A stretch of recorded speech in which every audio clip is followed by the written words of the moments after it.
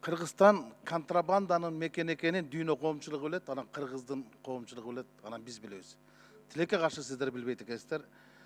Бүгүнкү баяндамаңыздардан айтып атасыңар да Кыргызстанда контрабанда бар, бирок контрабандисттер жок.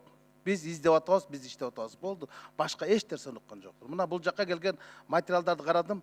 Башкы прокурордун орун басары Нурлан Дардаңов жазыптыр. 2017-2018, 2019 жылдын 1-жарылымында бир гана контрабанда боюнча кылмыш иши козголду. Ал дагы 2017 жылы 22 килограмм алтын менен Манас аэропортунан Бакыт уулу Нурис деген бала кармалып, УКМКга барып, анан жок болуп кетиптир. Айтып бериңизчи, ушул кылмыш иши эмне болгон? 2017, 18, 19 жыл бирге кылмыш иши козголду деген туура эмес маалымат. 2017 жыл 185 кылмыш иши козголгон, 2018 жыл 199 кылмыш иши козголгон, 2019 жылы 197 кылмыш иши козголгон. Сиз ким болосуз? Мен башкармалыктын башчысынын орун басары Исмаилов. Анда сиз Нурлан Дардаңовдун жазган немесин жокко чыгарып атпайсызбы? Жок, ал конкретно бир эле түрү алтын боюнча болуш керек, жазылган болуш керек. Ошол боюнча. Контрабанда боюнча бир гана кылмыш иши козголду деп атпайбы?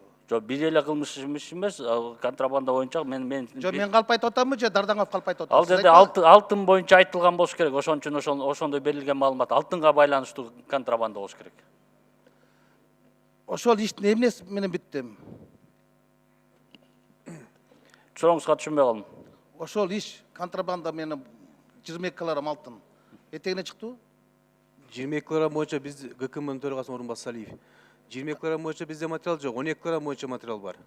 12 килограмм боюнча сот решениясы менен штраф болуп кеткен. Булар кайталап отуруп койдум.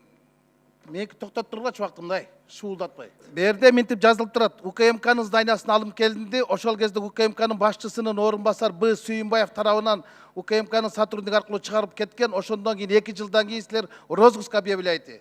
Ал факт боюнча военный прокуратура иш козголгон. По факту кураасы боюнча. Дело военный прокуратурада. УКМК өзүңөр сыртка чыгарып качырып жиберип замы. Анан кийин кайта розыск объявить этесиңер. Анан ким ишенет? Розысты биз объявить эткен эмеспиз, военный прокуратура объявить эткен. Сиз кимсиз? ГКМнын төрагасынын биринчи орун басары Салиев. Бул УКМКда ошол кезде Болот Сүйүнбаев чыгарып жүргөн деп атат. Факт болгон. Бул факт боюнча военный прокуратура укрывательство боюнча злоупотреба боюнча иш козголгон. Дело военный прокуратурада. Сиз жакшы түшүнөсүз. Эми УКМКнын орун басары устный немеси менен чыгарып жиберди, кийин ал бала жок болуп кетиптир, анан кийин розыска объявить эткенде. Мына ушул да урууну 22 килограмм алтын менен кармап туруп кайта коюп берип жиберип, розыска кыйкырып атпайсыңарбы? Туура, факт болгон. Факттын негизинде айтып атам, военный прокуратура иш козголгон. Аман эле болгула силер, сейфтен акчаны урдап тургансыңар. Так, Кыргызстандан накталуу акча чыгарып кеткен бул контрабандабы? Рұқсат бересіз бе? Декларациясы жок акча чыгарылса бул контрабандабы? Декларациясы жоқ болсо, азыркы 260 берененин Бажы кодексинин 260 беренесине ылайык $10.000 ашкан акча сөзсүз түрдө декларация болуш керек. Анан чектөө $10.000 ашкандан кийин декларация кылгандан кийин чектөө жок. Канча чек кетет, канча Каржы полициясы азаттыктын иликтөөсү боюнча жооп бергенде Кыргызстандан $932 миллион акча чыгарылып кетти. Бул контрабандага киреби, кирбейби?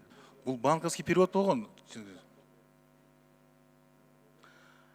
А кечеги пачкаланган акчалардын чыгып кеткени, Ал боюнча мен жооп аэропорттон чыгып кеткен видеолор жөнүндө 260 статьянын негизинде $10.000 ашкандан кийин сөзсүз түрдө декларация жазылат, чектөө жок. Чектөө жок. Бул сизге тиешелүү суроо эмес, сиз отуруңуз, ички иштер министри жооп бериш керек. Манас аэропортундагы бир таңга акчаны көтөрүп кетти, Керимовду өлтүрүп. Ошону сурап атам. Ички иштер министриге айтыңыздарчы ушул. Бир таңга акчаны көтөрүп келатат. Керимовду өлтүрүп салды. Ал кылмышта 20 секунд бергиле. 30 жеп койду булар. 20. Урматтуу Рыскелди Р.Момбекович, ички иштер министри аэропорттун ичинде иштебейт, биз сыртындабыз. Таможня жактардагы, паспортный контроль жактардагы. Өлтүргөндө сырттан өлтүрбөдү, аэропорт сыртынан. Сыртында. Силерге кирбейби ички иштер? Сыртын биз карайбыз. Ошо эми сыртынан өлтүрбөдү. Бул боюнча эмне Тапшырдым болду? биз. Адам өлтүрүү фактысыны ички иштер министрлиги карайт. Да, а контрабанда ал жак бизде. Ошо кылмыш иши боюнча айтып койсоңуз. Бизде бүгүнкү күндө, Рыскелди Читенбек, бүгүнкү күндө бизде контрабанда, коррупция жана должностной кылмыштар жок да, экономический кылмыштар. Бизде жок бүгүнкү күндө.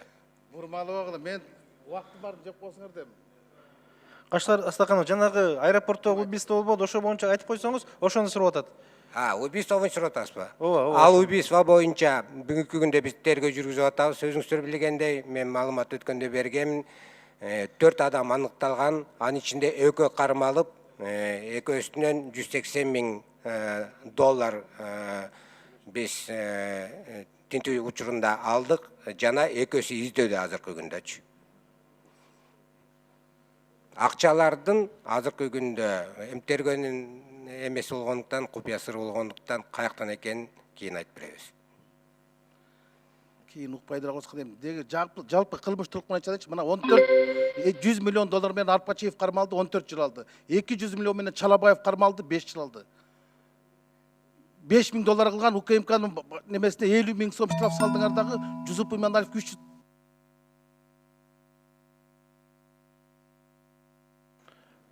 20 секунд берилди сизге. Жооп берип коюңуз, Жеңиш Барпиевич. Эми урматтуу Рыскелди Чынбекович, ар бир иштин өзүнчө немеси бар, өзүнчө жагдайы бар. Сиз айтып аткан маселени албетте бул азыр мына биздин финансы каржы полициясы дагы бажы кызматтар белгилеп кетти. Эгер ошол акча чыгып атканда декларацияга кирбесе, $10,000 ашканы бул контрабанда.